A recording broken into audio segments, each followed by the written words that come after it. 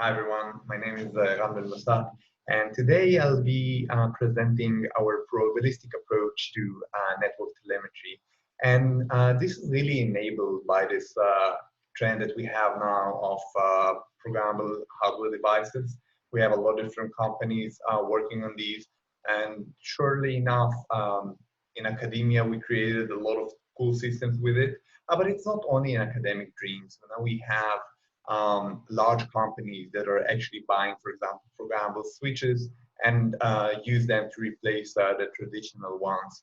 And one of the really killer applications for this programmability is network telemetry. And network telemetry is about figuring out what's going on in the network. So for example, we may want to ask, is there a congestion or a queue buildup somewhere? Do the passes taken by packets conform with the policy? Like maybe I want everything to go through a firewall or something. On the application side, can we increase the sending rate of some flow act without causing congestion or hurting the performance, right? So to that end, we can use telemetry.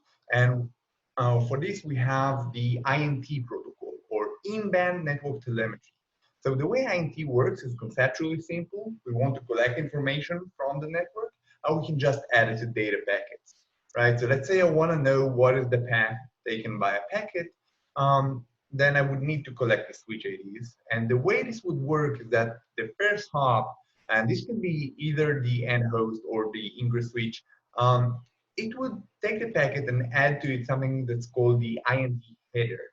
Now, this header tells the other switches on the path, we are collecting switch IDs, right? So now this first hop adds this header, adds its own value, it's called the metadata value, and sends the packet to the next hop. The next hop reads the INT header, figures we're collecting switch IDs, adds its own ID and forwards the packet and so on. The packet goes all the way to the last hop that removes the INT information from the packet. So this protocol is transparent to the sender and receiver. And now we have this information, we can, for example, figure out the path. Right? So let me give you a few use cases for INT. And the first is congestion control. So just like on the road, if you have too many packets going on a link at the same time, you're going to get congestion. And congestion control is about tuning the sending rate to avoid congestion. And it turns out that the state-of-the-art congestion control, which is already running in production in Alibaba, is using INT to collect information. And this allows the end host to determine at what rate it can send without causing congestion, without overwhelming the network. A second use case is for path discovery. So the idea is that there can be many different ways to connect the source and destination. And here I want to know which path do my packets take, or which rules do they follow. More high level, I want to know if the path conforms to policy. And this is actually one of the use cases that Barefoot markets as their advanced network telemetry. A third use case is for network debugging. And the idea is that we may have, let's say, high end-to-end latency somewhere in the network, but we want to diagnose what is the problem. So we want to, for example, figure out which links or switches have high latency. We want to find out loading balances. If there are two ways to go to the same place, one of them is congested, the other is not, we want to know about it, we want to fix that. So all of these use cases you can do with INT, right? So it's really general. You can use it for a large variety of statistics.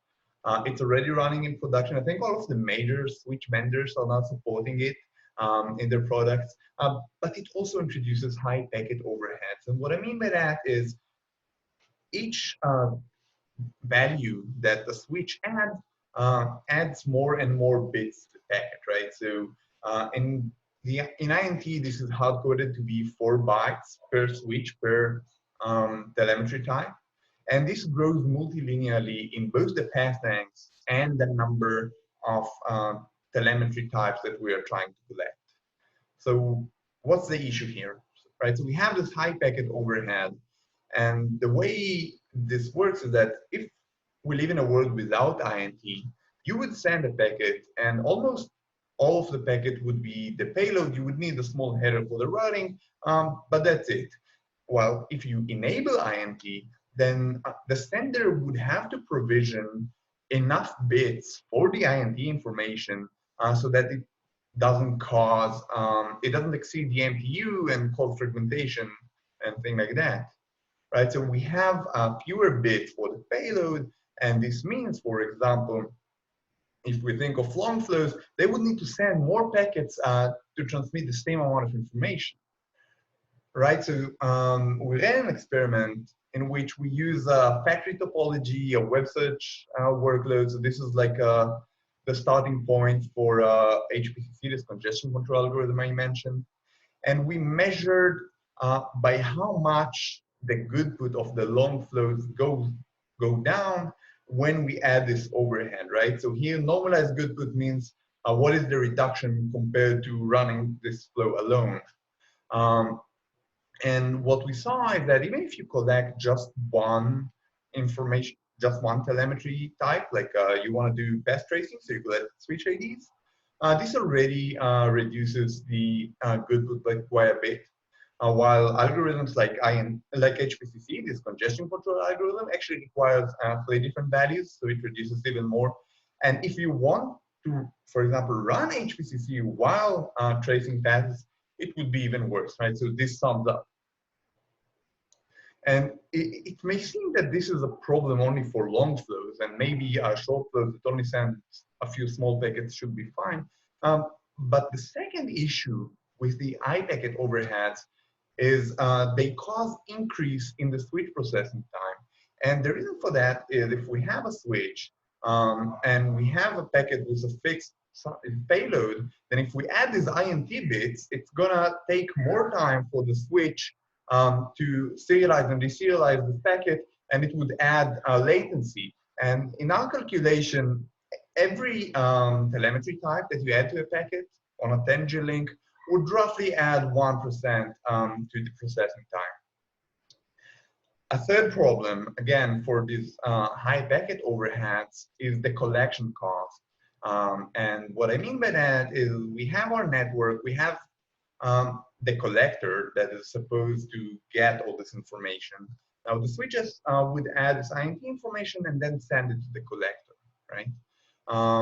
But that creates a lot of data, right? So it overloads the network, it creates high processing overheads at the collector, and more than that, state-of-the-art telemetry processing systems like Conflow actually assume that each packet carry a fixed byte-size amount of data, which is not the case in INT.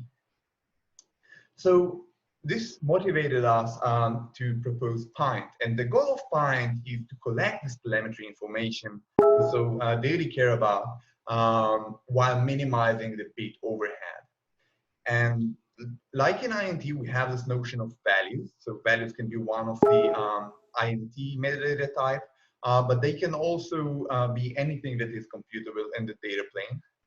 And the insight behind PINT, like the reason why we think that in many cases we can improve over INT, is that a lot of the applications don't actually need all of the data that INT collects. So INT gives you all of the per packet, per switch values, which you may not need, right? So we need some aggregated form of them. So for example, to determine the sending rate. And if we can do the segregation in the network, we can save a lot. PINT is implemented in P4 and it should be compilable to different programmable devices. Okay, so let me explain what types of aggregation PINT can do. The first is what we call per packet aggregation. And the idea is that we're going to have a packet going along a path. It's going to observe some value in each switch, and we want to output some function of these values. So for example, if these values are latency or maybe congestion signal, then we can track the maximum congestion signal and it would correspond to the bottleneck, right? And this is actually what we use for congestion control. We also have per flow aggregation, and the idea is that I'm going to have a flow, it's going to have multiple packets, they are all going to go through that path, and they're going to observe values. We have two subcases. The first is the static case, where the values are the same for all packets on a given switch. You can think of maybe like the switch ID or routing rule. And now what we want to do is we want to read out this information. For example, we want to discover the path. And what we do in PINT is we leverage the fact that the different packets are going to see the same switch ID, the same value. So we can do some coding and other tricks to reduce the amount of bits on each packet while still being able to recover the whole path. And the last case is the dynamic case where the values can be completely different. You can think of it as maybe latency measurements. And we still want to know things like what was the tail latency on some flow, on some switch, or what was the median latency, and so on. Okay, so the techniques we use in PINT, I'm going to talk about three here. First is we use global hash functions. So if you think about it, like if we want to run, for example, several queries, and we don't have enough bits to run all of them in all packets, we need the switches to agree what queries to run on the current packet.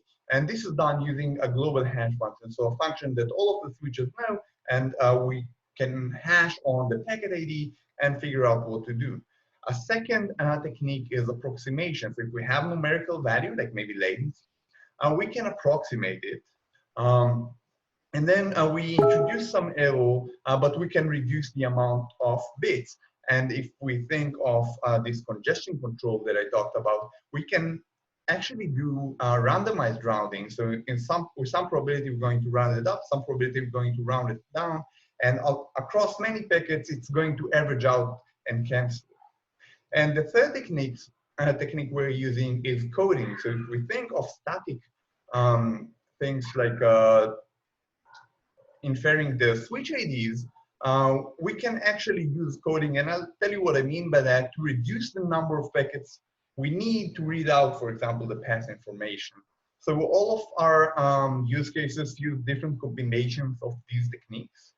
And this allows us to solve the overhead issues. Because we have a lower overhead, we don't degrade the goodput as much as INT does by adding a lot of bits. We also reduce the switch processing time, and we use fixed size packet digest that allow us to be more compatible with processing systems and reduce the network overhead. Okay, so let me go over a couple of use cases. I'm going to start with congestion control. And congestion control, this HPCC algorithm is using INT to collect latency and queuing information, and this allows it to determine the sending rate. But if you look at the algorithm, what it actually does is it finds what was the bottleneck along the flow's path and determines by how much it can raise the sending rate without overloading this bottleneck. So in that sense, if we can identify the bottleneck, we can tune the sending rate. So what we do in PINT is we move the computation of the formula from the end host to the switches. We also use approximations, and now we can only track the maximum congestion signal on the packet, and we can do this with far fewer bits than HPCC does. And what happens as a result is we get improved performance on the long flows, because now we can send fewer packets to send the same amount of information. The second use case was for path discovery. So here, if I want to know the path, the values are just going to be the switch IDs. And the way INT solves that, it just adds all of the hop IDs to the packet, but now we want to reduce the overhead. And in our paper, we have a solution that allows you to do that with even a single bit per packet. But in today's talk, let's assume that I'm willing to write one identifier on each packet, not all of them, just one. So if that's the case, what we can do is we can just sample one ID, right? So we can write each of these IDs in this example with probability 1 in 4. And this is actually doable because each switch can look at the TTL value. So for example, switch B can compute and know that it is the second hop on the path. And then we can run an algorithm called reservoir sampling to make sure that they are sampled with the same probability. And this is without knowing the path length, right? So maybe the first packet comes in, maybe it sampled the ATC and so on. So we get a bunch of these packets, and once we've seen all of them, we can terminate, and now we know the path. So the metric of how good an algorithm is for this problem is really about how many packets we need, right, before we can figure out the path. And in this example, this is what's called the coupon collector process. And it is known that if we have k hops, we would need something like k ln k packets. So let me give you some intuition about this process. Right, so here, this is an example where we started from 25 hops, and the x-axis is the number of samples we collected, the y-axis is the expected number of missing hops, and you can see that it starts fast, but then it really slows down. And if we look at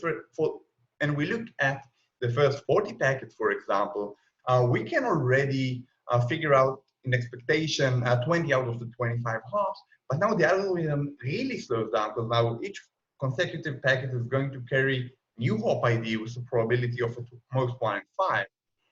Right, so this is going to be what we're going to try to improve, and we're going to do this using coding. And I'm going to give you some intuition about it.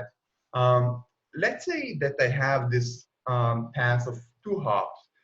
So the way the baseline would work is that the first packet would always carry some ID, like A, right? But now each consecutive packet is only gonna carry the other hop ID with a probability of 1/2, right? So on average, we would need 2 packets before we can figure out the path, or 3 packets overall.